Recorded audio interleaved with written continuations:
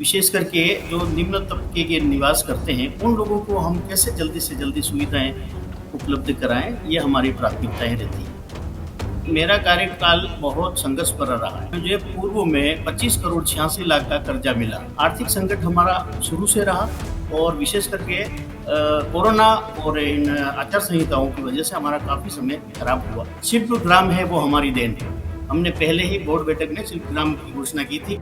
लगभग 1 करोड़ खर्च करके हमने वो पक्का नाला बना करके उसको हमने बिल्कुल बाँध करके और वो आज की तारीख में हमारी वो जो सब्जियाँ बहुत अच्छी उत्पन्न हो रही है और जो ज़मीन खराब हो रही थी, वो बच गई है। भारतीय जनता पार्टी का ये 7वां बोर्ड है। हम सब भारतीय जनता पार्टी के कार्यकर्ता और नुमाइंदे के रूप में काम करते हैं। हम नरेंद्र मोदी हमारे देश के आइडियल है और हमारे आइडियल। वो जिस प्रकार से काम करते हैं उसी तर्ज पे करते हैं, कहीं पे भी समय व्यर्थ नहीं करते हैं हम। नमस्कार, आप देख रहे हैं पंजाब केसरी राजस्थान और आपके साथ हूं मैं सौरभ दुबे।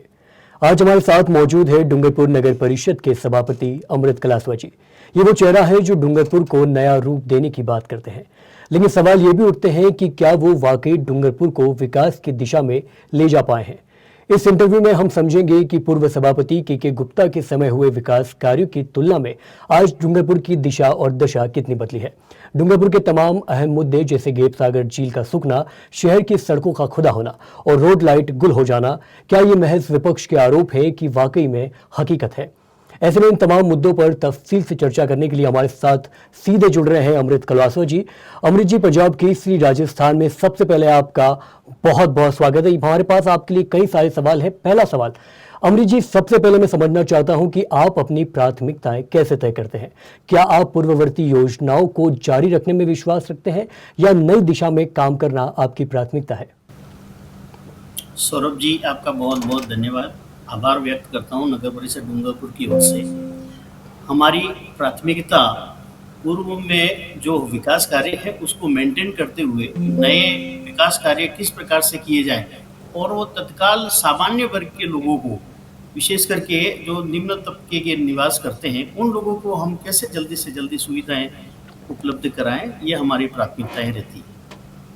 जी, लेकिन अमृत जी, अमृत कलासवा जी पर लोगों का आरोप ये है कि डूंगरपुर में जो बड़े प्रोजेक्ट्स और बुनियादी काम हुए वो पूर्व सभापति के गुप्ता के कार्यकाल में हुए थे। आपकी इस पर क्या राय है? आपसे निवेदन करूं कि मेरा कार्यकाल बहुत संघर्ष भरा रहा है। कारण सबसे पहले जैसे ही मैंने पदभार ग्रहण किया उस समय कोरोना काल चल रहा था, लॉकडाउन चल रहा था। इसके बाद में मुझे पूर्व में 25 करोड़ 86 लाख का कर्जा मिला। वो मैं पहले अपने कार्यकाल में निवेदन कर चुका हूँ सभी को। इसके पश्चात जो आचार संहिताएं हैं, मैक्सिमम इलेक्शन, बाई इलेक्शन वगैरह सब गए, तो वो भी पीरियड बहुत सारा चला गया। इसके अलावा हमारे साथ में जो विशेष करके आय के साधन थे, ज़मीनें, वो लगभग सभी समाप्त हो चुकी थी। हमने हमारे स्तर से कुछ नए प्रोजेक्ट लॉन्च किए और इसके अनुसार हमने कुछ आय किस प्रकार से बढ़े, इस तरह से हम कुछ आगे बढ़ने का प्रयास किए गए। आर्थिक संकट हमारा शुरू से रहा और विशेष करके कोरोना और इन आचार संहिताओं की वजह से हमारा काफ़ी समय खराब हुआ, लेकिन फिर भी हमने अच्छे प्रोजेक्ट बनाने का प्रयास किया। जो आज हमारी राजस्थान सरकार की पहली बजट घोषणा में शिल्पग्राम है वो हमारी देन है। हमने पहले ही बोर्ड बैठक में शिल्पग्राम की घोषणा की थी और वो बड़ा प्रोजेक्ट है। वो बात अलग है कि हम नगर परिषद क्षेत्र में इतनी बड़ी 150 बीघा जमीन करीब है वो उपलब्धि करा सके, इसलिए थोड़ा ग्रामीण क्षेत्र में चला गया, बाकी है हमारा प्रोजेक्ट वो। इसके अलावा जो सीवरेज और जल से नल परियोजना है, जो जिससे बच करके नहीं जा सकते, क्योंकि वो केंद्र सरकार की परियोजना है और सभी को उसके अंदर सहयोग करना चाहिए। तो हमने जो सीवरेज ट्रीटमेंट प्लांट है वो उसको लागू करवाया और वो ज़रूरी है कि जहाँ पे भी, चाहे वो दिल्ली में हो, जयपुर में हो, कहीं पे भी इस प्रकार के प्लांट तैयार होते हैं तो उसमें सड़कें खुदती है और वो ही कारण रहा है। और उसको भी हमने मॉनिटरिंग की है, जिला प्रशासन को बीच में इन्वॉल्व किया है और इसके ऊपर अच्छी मॉनिटरिंग करके लोगों को कम से कम दुविधा उत्पन्न हो, इस प्रकार का कार्य किया है। जी बिल्कुल, आपने जो बात की उसको हम तफ़सील से आगे बात करेंगे, लेकिन अभी आपने लाखों के कर्ज़े का ज़िक्र किया, तो मैं उसमें ये समझना चाह रहा हूँ कि पूर्व जो सरकार थी वो भी तो भाजपा की ही थी, तो क्या ये कहना सही है कि कर्ज़े की बुनियाद पे डूंगरपुर का विकास किया गया है? बिल्कुल ये कह सकता हूँ भाजपा की सरकार थी, लेकिन ये स्वायत्त शासन है। इसमें हमें खुद ही धन अर्जित करना होता है, विशेष करके भूमि से हम प्लॉटिंग करके करते हैं। तो वो उस समय के कार्यकाल में ये जो बैकलॉग हमारा है उसके अंदर 25 करोड़ 86 लाख का, और मैंने बिल्कुल अधिकृत घोषणा की थी 1 साल पूरा होने के बाद, और वो डॉक्यूमेंट्री प्रूफ थी। जी। अगर ऐसा है तो आपने जो काम अपने कार्यकाल में शुरू किए उनमें से कुछ महत्वपूर्ण प्रोजेक्ट्स के बारे में मैं जानना चाहता हूँ ताकि दर्शकों को बताया जा सके और तफ़सील से इस बार। जी। जैसे मैं आपसे निवेदन कर चुका, शिल्पग्राम है, इसके अलावा हमने जो क्या कहते हैं रिंग रोड तालाब साबेला का ब्यूटिफिकेशन के काम लिया था, लेकिन संयोग ऐसा बना कि वो वेट जोन घोषित कर दिया सरकार ने, इसलिए वो प्रोजेक्ट हमारा नहीं हो पाया।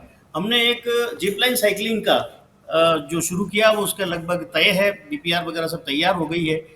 इसके अलावा हमने विशेष करके हम जैसे भोईवाड़ा का एक नाला है, जो पूरे शहर का गंदा नाला आता था, और वो पूरा जा करके और उसी से सब्जियां वो पैदा करते थे वो लोग। लगभग 1 करोड़ खर्च करके हमने वो पक्का नाला बना करके वो सीधा बाहर निकल जाए, और अब के जो सीपेज की वजह से सारे खेत इन भोइयों के आजीविका का मुख्य कारण आय का साधन था, वो जमीन सारी समाप्त हो गई थी उस गंदे पानी की वजह से। उसको हमने बिल्कुल बांध करके, और वो आज की तारीख में हमारी वो जो सब्जियां बहुत अच्छी उत्पन्न हो रही है, और जो जमीन खराब हो रही थी वो बच गई है। इसी तरह से राजपुर का नाला था, तो हमने निम्न वर्ग के लोगों के लिए बहुत अच्छा काम करने का प्रयास किया। जी। चलिए अब आपसे कुछ सवाल डूंगरपुर के स्थानीय मुद्दों से जुड़े पूछते हैं। गेप सागर झील ये एक महत्वपूर्ण मुद्दा है, खास तौर पर स्थानीय लोगों की भावनाएं इससे जुड़ी है।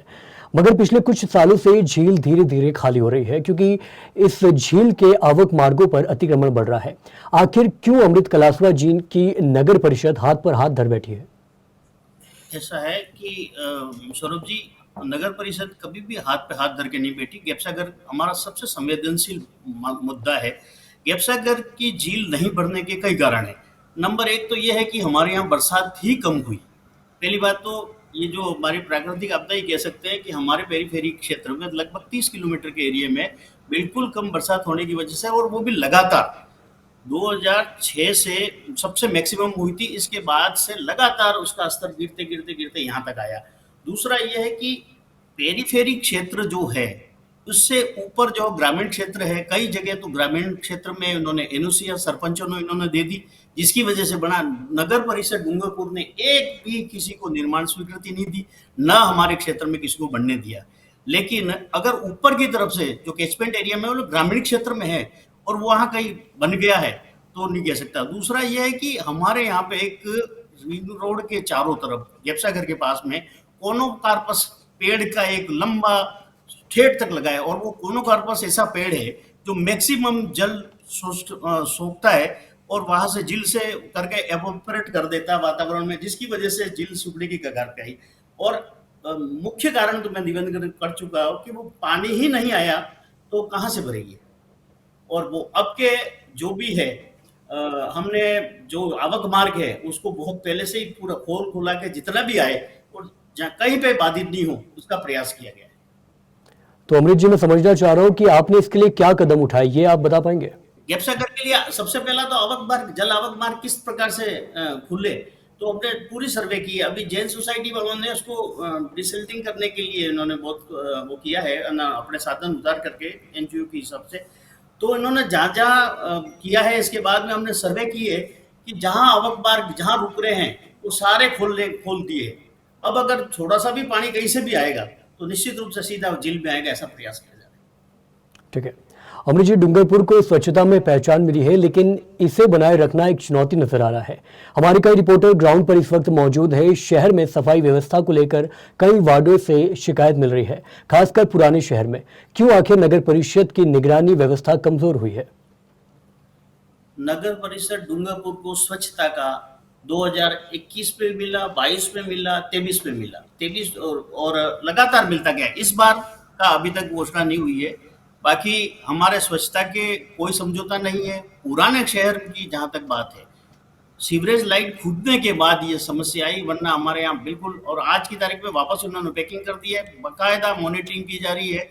और और हमने कर्मचारी और बढ़ा दिए कि जहाँ पे रुकावट हो रही है, विशेष करके बरसात के दिनों में हमारे के पहाड़ों के बीच में गिरा हुआ है, इसकी वजह से कहीं पे भी कचरा नहीं आया करके आज 2 ट्रैक्टरों के साथ में और कर्मचारी लगा दिया, कहीं पे भी कचरा इकट्ठा नहीं होना चाहिए, और बहुत अच्छी तरह से मॉनिटरिंग हो रही है।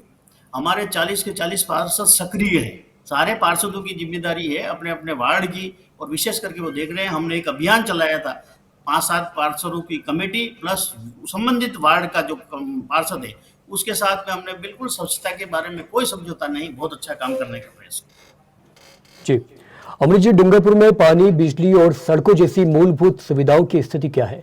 क्योंकि रात को रोड लाइट बंद हो जाती है, तकरीबन हर कॉलोनी में सड़कें जो है उखड़ी है। मैं समझना चाह रहा हूं कि अमृत कलासवा जी का डूंगरपुर के शहरी विकास योजनाओं को लेकर क्या मास्टर प्लान है? स्ट्रीट लाइट कहीं पे भी बंद नहीं होती, अगर है तो तत्काल, अगर उसकी कारण है, मतलब आज ही लाइट है, कहीं हो सकता है फ्यूज हो गई हो, तत्काल ड्राइवर लगा करके उसको चालू करने का प्रयास किया जाता है। इवन 24 आवर्स तक तो ये समस्या रहती ही नहीं है। कुछ तो मानव निर्मित भी समस्याएं हैं, आप समझ सकते हैं कुछ लोग इसका बना सकते हैं, बाकी ऐसा कुछ भी नहीं है। हमारा किसी भी वार्ड में आप निजी सर्वे भी करा ले, कहीं भी लाइट बंद आपको नहीं मिलेगी।